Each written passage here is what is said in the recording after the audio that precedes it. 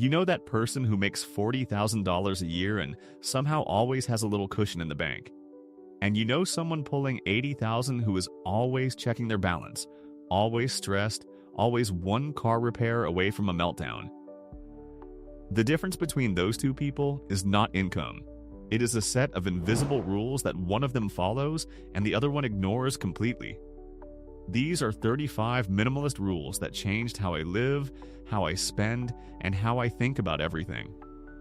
You do not need all 35. Pick 5 that actually fit your life and just start there. My name is Key, and I have been testing these for years. Some of them I learned from books. Some of them I learned from Japanese culture growing up. And a handful of them I learned the hard way by doing the exact opposite first. Number 1. The one in, one out rule. Every single time something new enters your house, something else has to leave. A new jacket means an old jacket goes to donation. A new kitchen gadget means that garlic press you used once in 2019 finally gets the goodbye it deserves. Smart Sam does this reflexively. Broke Brian has 4 duplicate phone chargers in a drawer he forgot existed. This one rule alone keeps your home from slowly filling up like a storage unit with better lighting. Number 2. Turn off your notifications. All of them.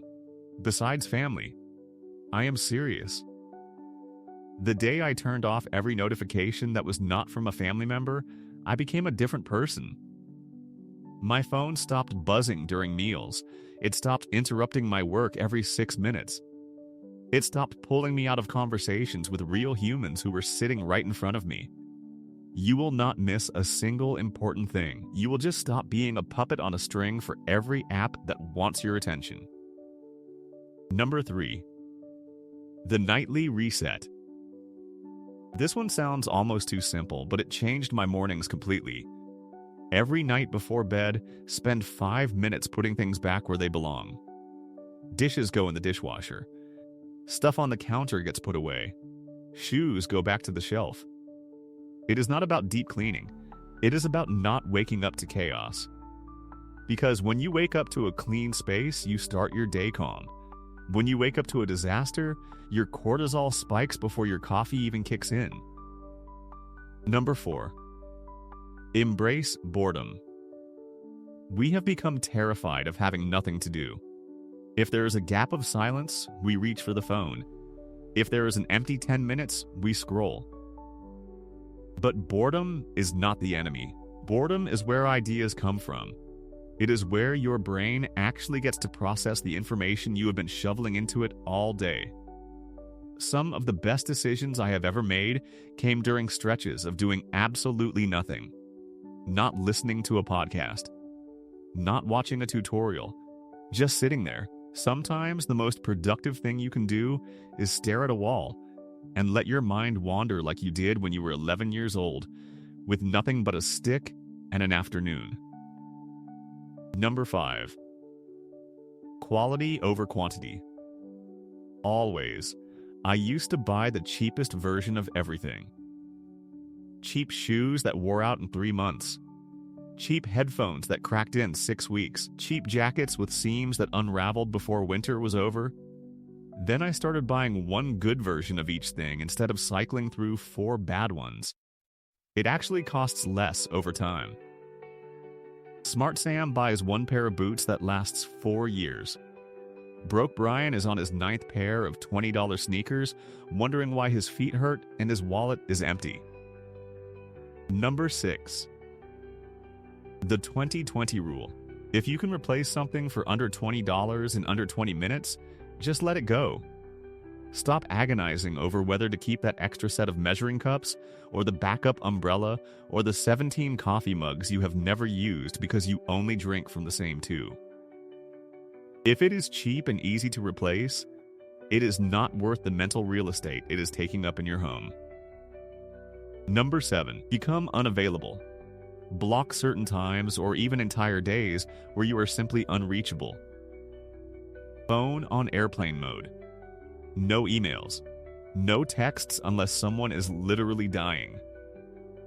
I started doing this and my productivity doubled. Not because I got more hours, because the hours I already had suddenly became twice as useful when nobody could interrupt them. Smart Sam blocks 2 hours every morning and gets a full day's worth of deep work done before lunch. Broke Brian is available 24/7 and somehow never finishes anything. This is not rude. It is survival. And the people who actually matter in your life will still be there when you come back online. Number 8. Invest in experiences, not things. Since getting into minimalism, I have stopped buying stuff for birthdays, holidays, and celebrations. Instead, I spend that money on trips, dinners, park days, and activities. Nobody remembers the candle you got them for Christmas 3 years ago, but they absolutely remember the road trip. Smart Sam gives memories. Broke Brian gives random stuff that ends up at a garage sale 6 months later. Number 9. The sunk cost trap. Just because you spent money on something does not mean you need to keep using it. I had clothes in my closet I wore just because I felt guilty about the price tag. Not because I liked them. Not because they fit well. Just because I paid for them.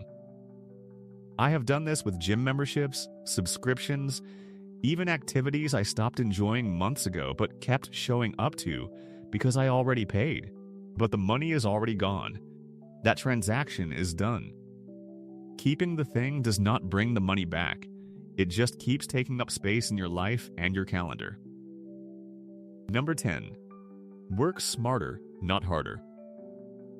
I used to believe that grinding harder solved every problem. It does not. About 20% of what you do actually moves the needle. The rest is busy work dressed up as productivity. I automated my bills. I started using tools that cut my task time in half. I stopped doing things manually just because that is how I had always done them. There is this weird guilt in our culture around making things easier, like, if it did not hurt, it does not count.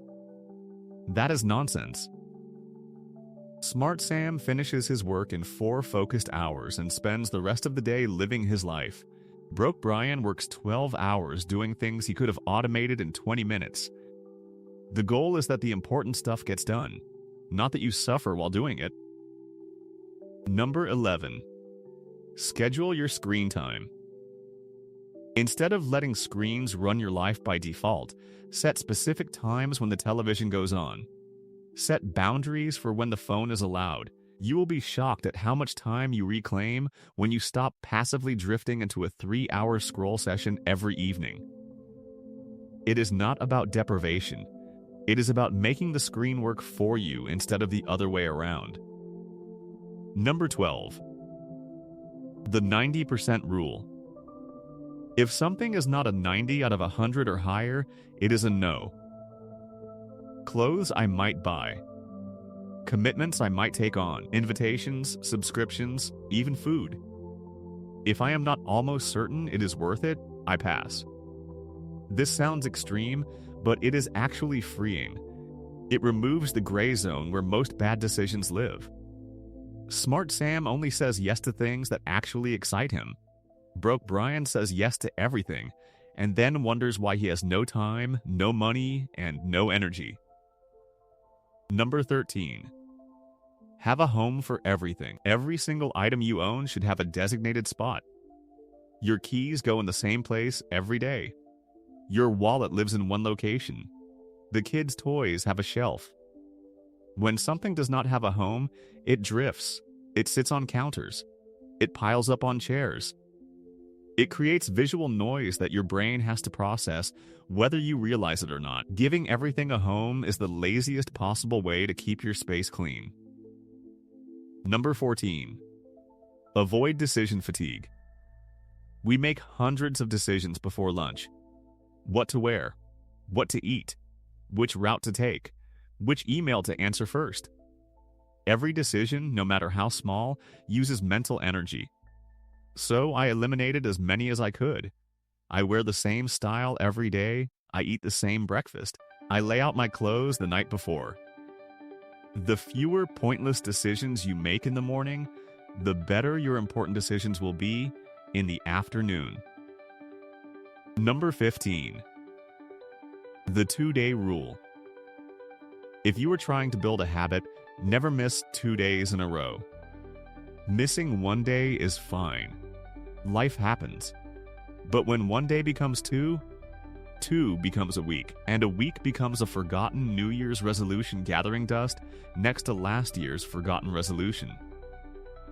I adjusted mine to the 3-day rule because of my schedule. If I go to the gym Monday, it is fine if I do not go again until Thursday. But I will not let it stretch past 3 days, because that is the point where the habit starts dying. The specific number does not matter. What matters is having a hard ceiling you refuse to break. Number 16. Limit social media. Every time I have taken a break from social media, even just a week, I have never once regretted it. Not one time.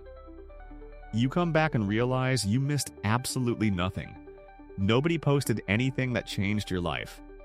Meanwhile, your anxiety dropped, your focus improved, and you actually enjoyed the conversations happening in the room you were physically sitting in. Number 17. Separate work and life. If you work from home, or if you tend to bring work energy home with you, try to draw a physical line. Leave your laptop at your desk. Do not check emails on the couch. Do not answer Slack in bed. When work bleeds into every room of your house stops feeling like a home and starts feeling like an office you happen to sleep in. This is one I still struggle with. I am not going to pretend I have mastered it. But on the days I actually pull it off, the difference in how I feel at the end of the night is enormous. Your brain needs a signal that work is done, and physically walking away from where you work is the clearest signal you can give it. Number 18. The 2-minute rule. 2 versions of this. First, if you are trying to start a new habit, commit to just the first 2 minutes. Read 1 page. Drive to the gym and sit in the parking lot. That is it. Second, if a task will take less than 2 minutes, just do it now. Hang the picture. Wash the dish. Reply to the email. Stop letting tiny tasks pile up into a mountain that feels impossible. Number 19. Everything popular is probably wrong. If everybody is doing something, I assume it is probably not the move. Sounds cynical, but look at the numbers. The average American has over $10,000 in credit card debt, is not sleeping well, and rates their own happiness lower than people did 20 years ago. So doing what the average person does is not exactly a winning strategy. Black Friday. Subscription boxes. 72-month car loans.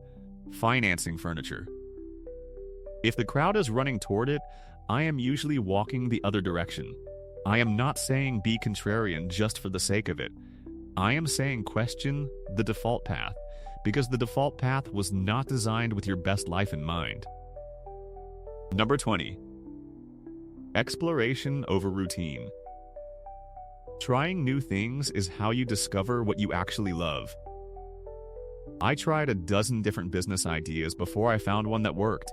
I tried a bunch of different clothing styles before I landed on what felt right. I tried several approaches to budgeting before one actually stuck. Minimalism is not about locking yourself into one rigid way of doing things. It is about having the freedom to experiment because you are not weighed down by 100 commitments you said yes to without thinking. Having an open mind and being willing to experiment is one of the most underrated skills in life. You cannot optimize something you have never tried. If you are finding any of this helpful, hit subscribe. I break down stuff like this every single week and try to make it actually useful, not just noise. Number 21. Win stacking. Every time you show up and do the small thing, you are voting for the person you want to become. Going to the gym is not just exercise. It is casting a vote that says, I am someone who takes care of their body. Saving $20 is not just frugality. It is evidence that you are someone who builds wealth. Stack enough of those tiny wins, and eventually the identity shift becomes real. You are not pretending anymore. You just are that person. Number 22. Be selfish-ish. On an airplane, they tell you to put your own oxygen mask on first. Same principle applies to life. If your health is a wreck, your energy is low, and your mental state is fragile, you cannot show up for other people the way you want to. You will be a worse partner, a worse parent, a worse friend, a worse employee, not because you do not care, but because you are running on fumes. Taking care of yourself first is not selfish. It is a prerequisite for being useful to anyone else. Give yourself permission to put your own name on the priority list once in a while. Number 23. The Great Reset. Every couple of months, I reset something in my life. Sometimes it is a no-spend month where we buy nothing but absolute necessities. Not clothes, not gadgets, not random online purchases at 2 in the morning. Just food, electricity, and the basics. Sometimes it is a full technology break where I step away from screens for a few days.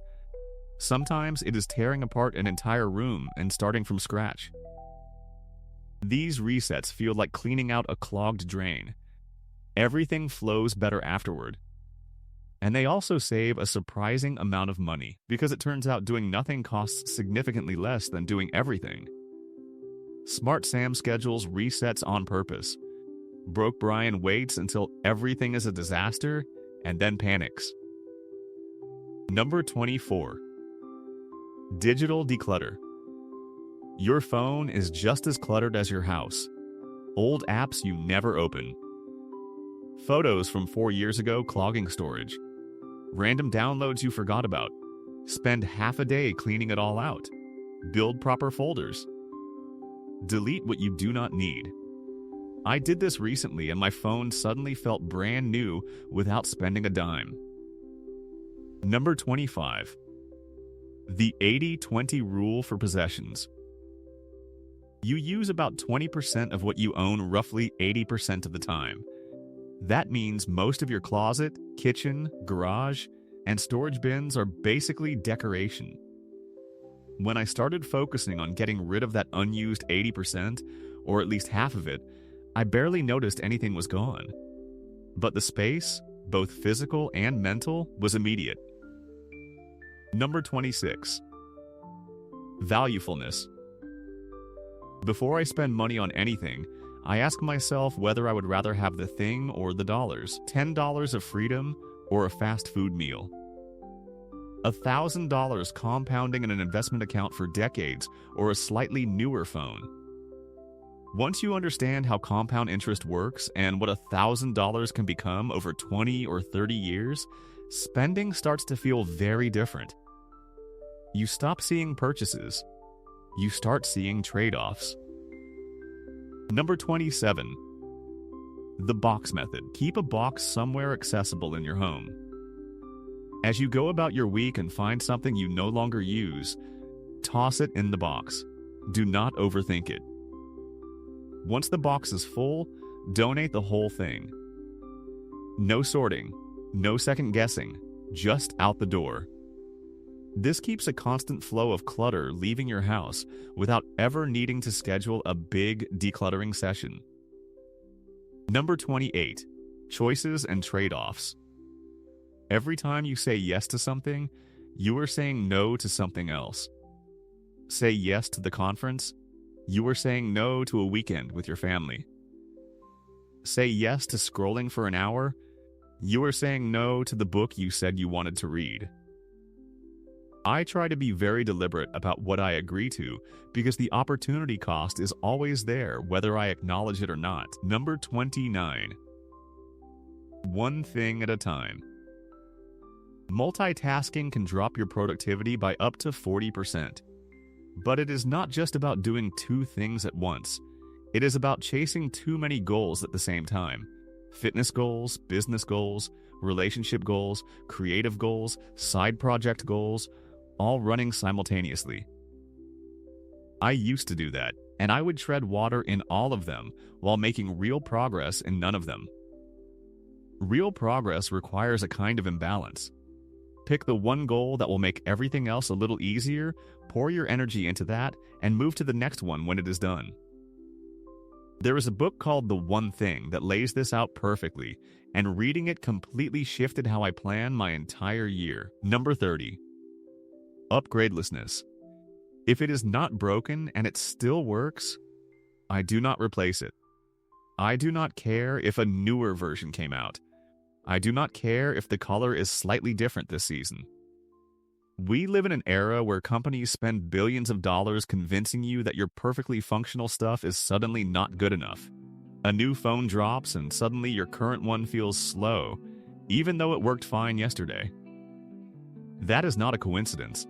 That is marketing doing its job. That same upgrade money could go into an investment account and quietly compound for decades. Broke Brian upgrades his phone every year because marketing told him to. Smart Sam is still using a phone from 3 years ago and sleeping better because of it. Number 31. Healthfulness. I will always spend more money on better food, better sleep, and better movement. Grass-fed meat from a local farm costs more than the store brand, but my whole family can feel the difference within days. Health is the one area where cutting corners always catches up with you. You can be frugal about almost everything else, but being cheap with your body is the most expensive decision you will ever make. Number 32. Be intentional. Make sure every dollar you spend and every hour you give away aligns with something you actually care about. A shocking amount of people spend both their time and their money on things they know make them feel worse, not better, worse. You only get so many years. You only get so many dollars. Throwing either of them at things that do not serve you is a slow way to wake up one day wondering where it all went. Number 33. The 90-90 rule.